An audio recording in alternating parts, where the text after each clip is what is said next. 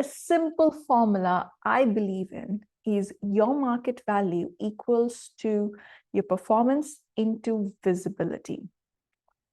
If your performance is not at the base level, you're not doing the tasks you're supposed to be doing, and just focus on visibility, very soon you will come across as somebody who is all talk, no action. If you are a stellar performer but have zero visibility internally or externally, you are the best kept secret. And both these scenarios are not going to be very helpful for your career. So focus on both of them.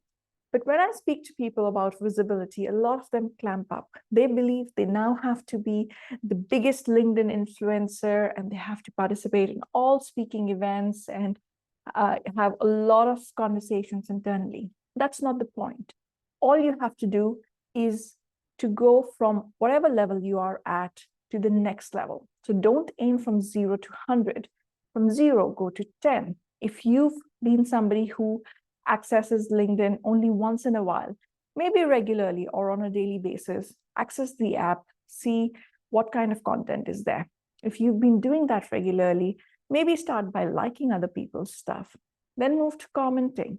You don't even have to create your own content, but do use all these different channels to increase your visibility.